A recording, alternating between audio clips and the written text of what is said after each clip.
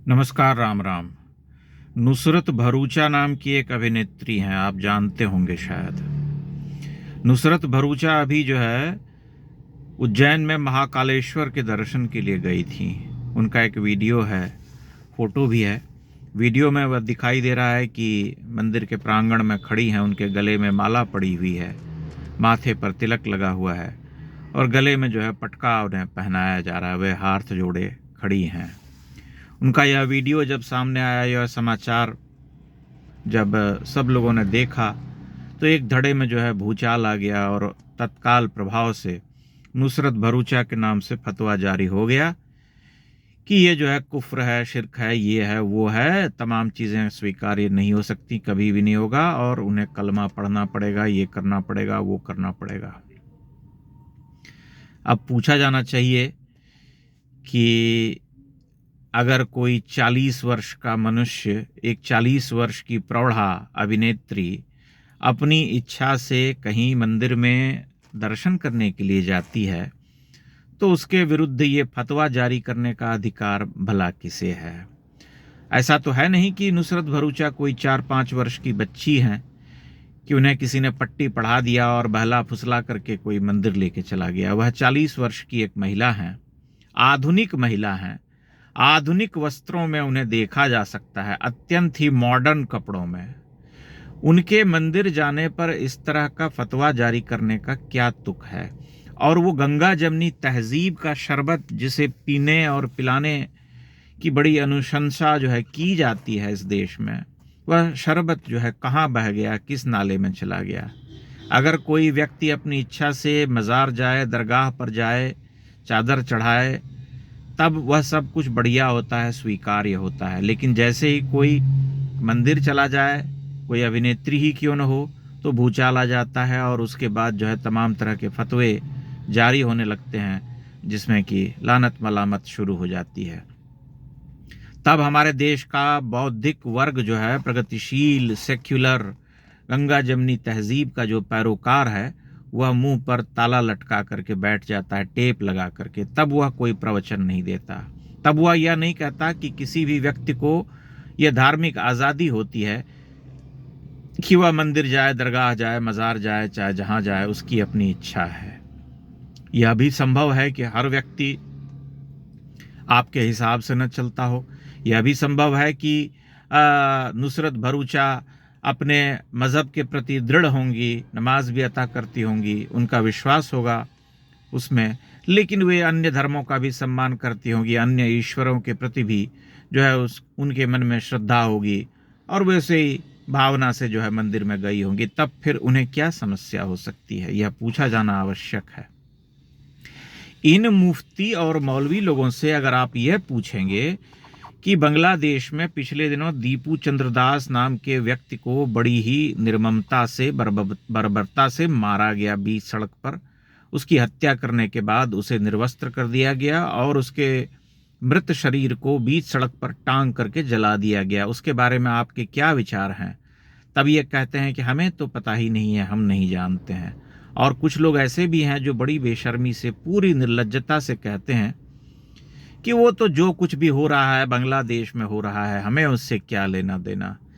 इनका यही स्टैंड था जब इस देश में, कश्मीर में कुछ ऐसा ही हो रहा था, तब भी ये चुप थे। बांग्लादेश में हो रहा है तो चुप है, समझ में आता है। कश्मीर में भी इनका यही रवैया था। ये एक तरफा है, वन वे रोड है, वन वे ट्रैफिक है, जिसमें कि आपके लिए सब कुछ खुला है। आप जाएं, मस्जिद जाएं, दरगाह जाएं, मज़ार जाएं, कोई दिक्कत नहीं है, बहुत बढ़िया से आपका स्वागत किया जाएगा। लेकिन अगर उनके यहाँ से कोई मंदिर आ गया दर्शन करने के लिए और उसने प्रणाम कर लिया, तब भूचाल आ जाता है। एक और वीडियो है जिसे इस घटना से लिंक करके देखा जा सकता है। उसमें दिखाया जा रहा है कि एक मदरसे का मुफ्ती है, हाफिज कोई, और उससे एक छोटा सा बच्चा जो है पूछ रहा है कि बलात्कार में और बुत परस्ती में कौन सा बड़ा जुर्म है। तब मुफ्ती साहब जो है तत्काल प्रभाव से कहते हैं कि बलात्कार तो छोटी मोटी घटना है, लेकिन बुत परस्ती किसी भी रूप में स्वीकार नहीं की जा सकती। यानी कि मुफ्ती साहब जो बच्चे को ज्ञान दे रहे हैं, प्राथमिक शिक्षा जीवन के बारे में बता रहे हैं, उसे ये कह रहे हैं कि तुम बलात्कार कर सकते हो, ऐसी कोई बड़ी बात नहीं है। लेकिन बुत परस्ती नहीं कर सकते या बुत परस्तों के साथ नहीं बैठ सकते, उनके साथ कोई मेलजोल, सामंजस्य, सहानुभूति नहीं होनी चाहिए, वह कुफ्र है। अब आप सोचिए ये किस तरह की शिक्षा दे रहे हैं। एक मुफ्ती जो है बच्चे के मन में यह विचार डाल रहा है, ये पनपा रहा है इस विचार को कि बलात्कार तो ठीक है, छोटी मोटी घटना है, वह किया जा सकता है, लेकिन बुत परस्ती जो है नहीं हो सकती स्वीकार। यहीं से वह विचार जो है पनपता है और उसके बीज पड़ते हैं, जो बाद में जा करके किसी 40 वर्ष की महिला, प्रौढ़ा महिला को जो है मंदिर जाने पर उसके विरुद्ध फतवा जारी करने को लोगों को बाध्य कर दिया जाता है। अब आप सोचिए कि गंगा जमनी तहजीब कहाँ चली गई, वह तहजीब जिसका ये लोग आए दिन तुरही बजाते रहते हैं भारतीय समाज में, और ये हल्ला करते हैं कि देश में जो है भगवाकरण हो गया, ऐसा हो गया, वैसा हो गया, उनके धार्मिक अधिकारों के साथ अन्याय हो रहा है। लेकिन आप देखिए कि अन्याय कहाँ हो रहा है, कहाँ सख्ती है और कहाँ जो है एक तरह से अविवेक जिसे हम कहते हैं, एक हठधर्मिता, एक मठाधीशी कि जो हम कहेंगे वही स्वीकार्य होगा, वही सत्य है।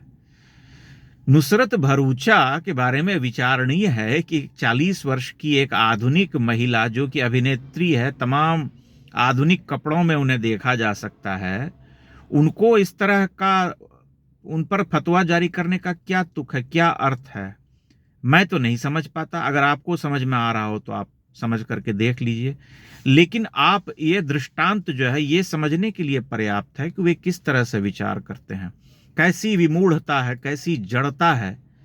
लोग बात करते हैं सेक्युलरिज्म की, लोग बात करते हैं कि सर्वधर्म समभाव, इस देश की यही खूबसूरती है, यही सुंदरता है कि यहाँ सभी धर्मों को मानने और उसको फॉलो करने की स्वतंत्रता है। यही तो बात है। पिछले दिनों जब महान लेखक सलमान रुश्दी ने बड़ी चिंता जताई थी, तब उन्हें यह विचार करना चाहिए कि उनकी चिंता किस दिशा में होनी चाहिए, हो क्या रहा है, वास्तविकता क्या है और वस्तुस्थिति क्या है। लेकिन वह नहीं देखा जाएगा। देखा यह जाएगा जब कोई बौद्धिक जो है प्रपंच करेगा, विलाप करेगा और कहेंगे कि देखिए भारत में स्थितियां बड़ी खराब होती जा रही हैं। यह बहुत विचारणीय प्रश्न है कि कोई व्यक्ति स्वेच्छा से अगर मंदिर में जाता है, एक प्रौढ़ व्यक्ति, तो यह उसकी अपनी इच्छा है, उसकी धार्मिक स्वतंत्रता है, उसकी निजता है, उसे खंडित करने का अधिकार तो किसी को नहीं है। कल मैं अगर मैं किसी दरगाह में जाकर के चादर चढ़ाऊं तो ये मेरे अपने विचार हैं, मेरी अपनी मौलिकता है, मेरी अपनी दृष्टि है, मेरा अपना निर्णय है। मैं जाऊंगा तो यह मेरा अपना चुनाव किया हुआ निर्णय है। तब फिर मुझे कोई थोप नहीं सकता, कोई पंडित, कोई महान शास्त्री धर्मज्ञ मुझे ज्ञान नहीं दे सकता कि तुम ऐसा नहीं कर सकते।